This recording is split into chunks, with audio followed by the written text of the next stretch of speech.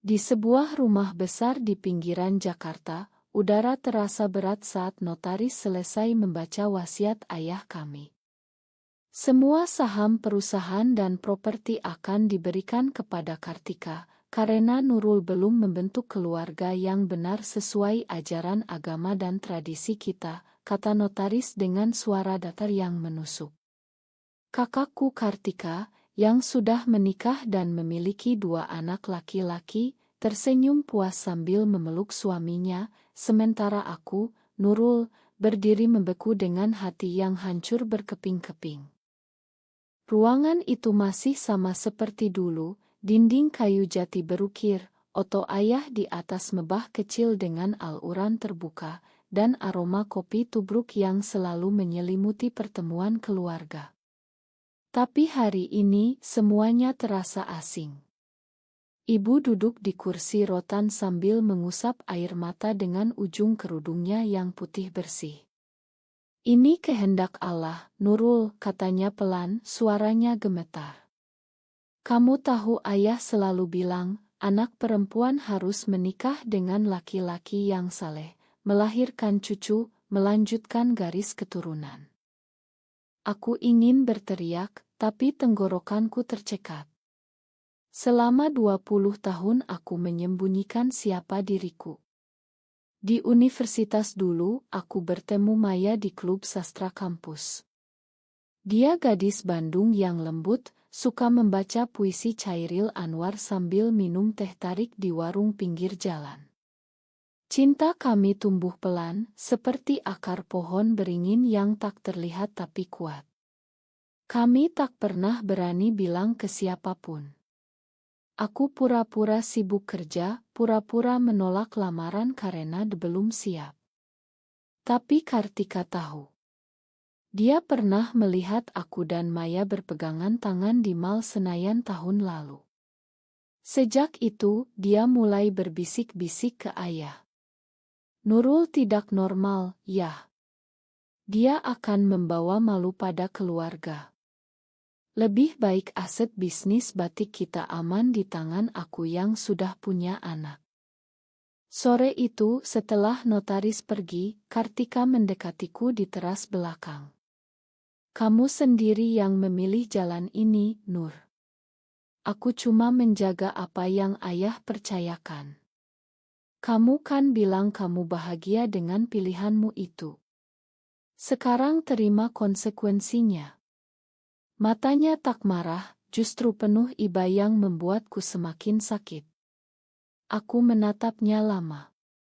Kamu pikir aku memilih untuk jadi seperti ini, Kak? Aku lahir begini. Aku sholat, aku puasa, aku hormat orang tua. Tapi aku juga mencintai Maya. Apakah itu membuat aku lebih rendah dari kamu? Kartika menghela napas panjang. Agama kita jelas, Nur. Al-Quran melarang. Keluarga kita taat. Kalau kamu mau kembali ke jalan yang benar, mungkin masih ada waktu. Tapi selama kamu bertahan dengan itu, warisan ini bukan milikmu. Dia berbalik masuk rumah, meninggalkanku sendirian dengan angin malam yang dingin menusuk tulang. Malam itu aku pulang ke apartemen kecil di Kemang yang kutempati bersama Maya. Dia menyambutku dengan pelukan hangat, tapi aku tak bisa menahan tangis. Mereka ambil semuanya, Maya. Rumah, saham perusahaan, bahkan rekening tabungan ayah yang dulu katanya untukku. Katanya karena aku tidak benar. Maya mengusap rambutku pelan. Kita masih punya satu sama lain. Kita mulai dari nol lagi. Tapi aku tahu mulai dari nol di Jakarta bukan hal mudah. Aku baru saja kehilangan pekerjaan di perusahaan keluarga.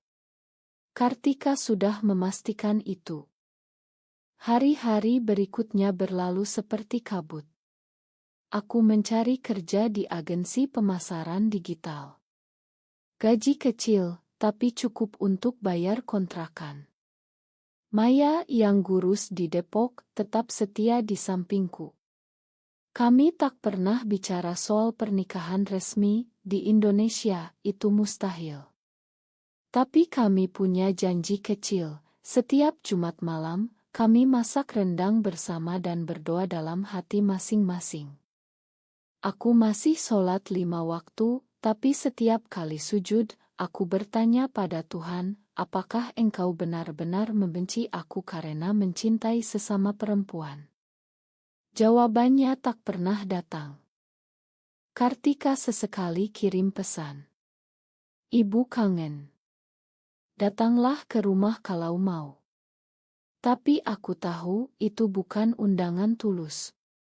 Itu ujian. Kalau aku datang, mereka akan minta aku menikah dengan anak teman ayah yang sudah lama dijodohkan. Aku tolak. Aku pilih Maya. Dan pilihan itu membuatku kehilangan segalanya. 5 tahun berlalu sejak hari wasiat itu. Jakarta semakin ramai, semakin panas, tapi hidupku perlahan menemukan ritme baru. Aku sudah naik jabatan menjadi manajer keuangan di startup vintage kecil di Sudirman.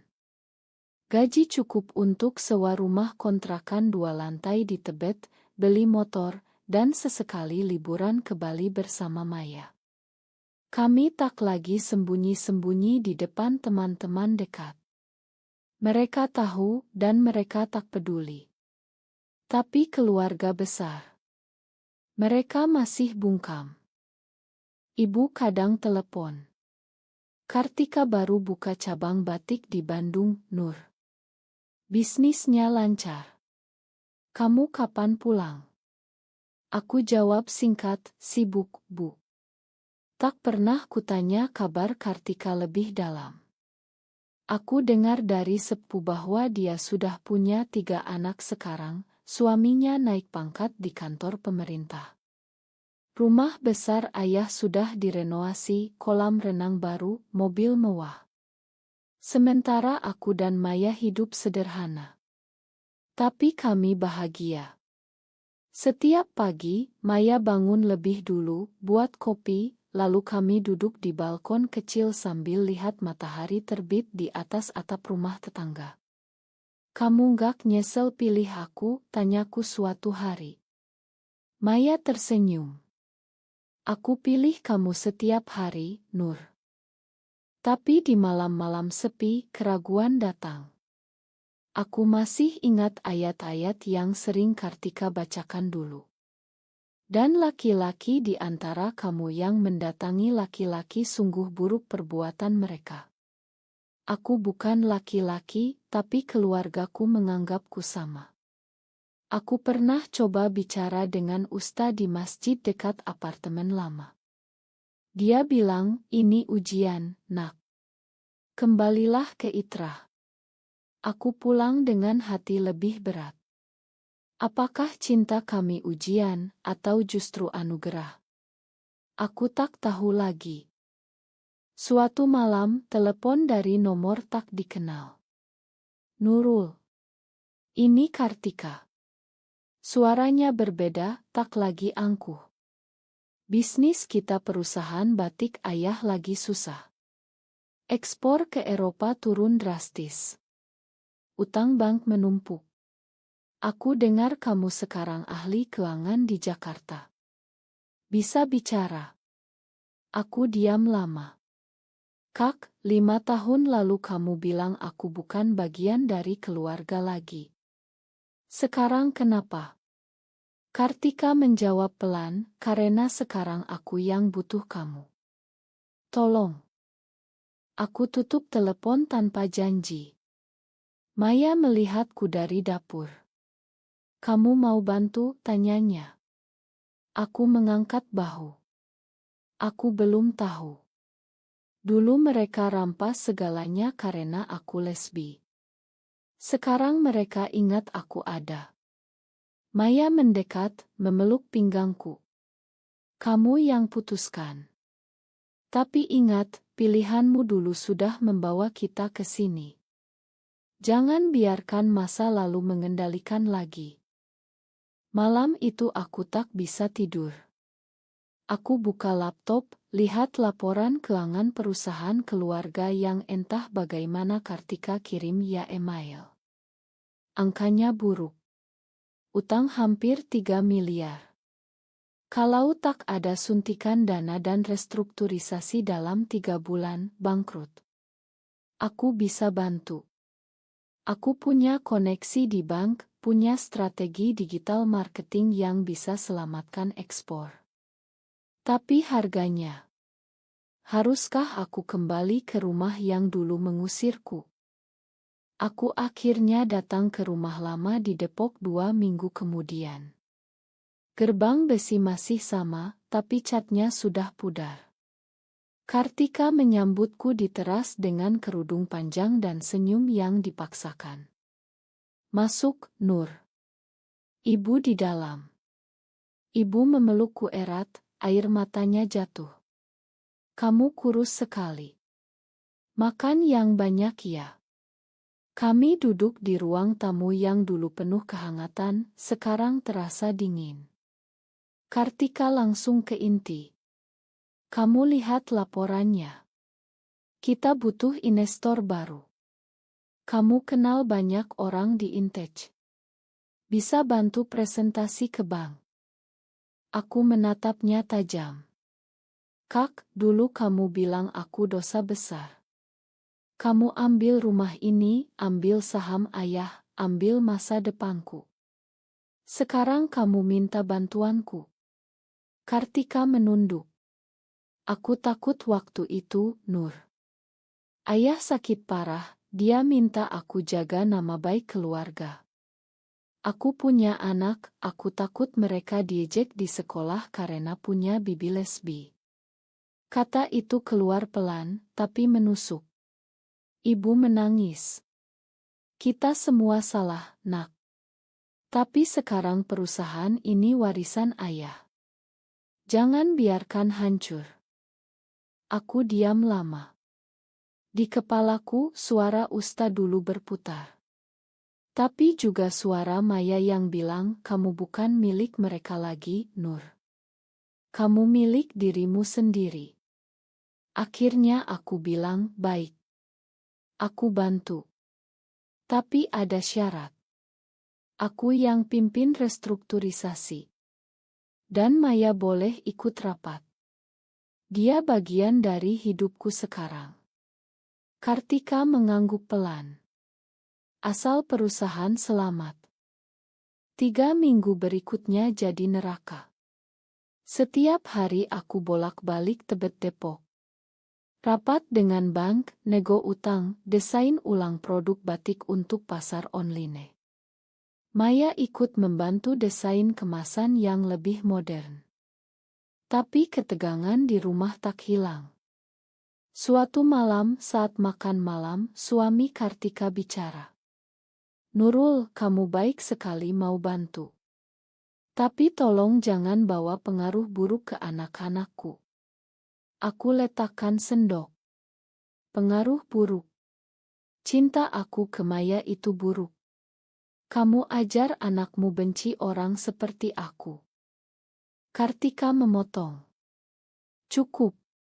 Kita lagi kerja sama, bukan debat agama. Tapi debat itu tak terhindarkan. Ibu sering tarik aku ke kamar, bacakan ayat.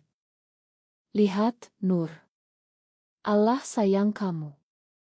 Kembalilah. Aku jawab pelan, Bu, aku tetap sholat, tetap puasa.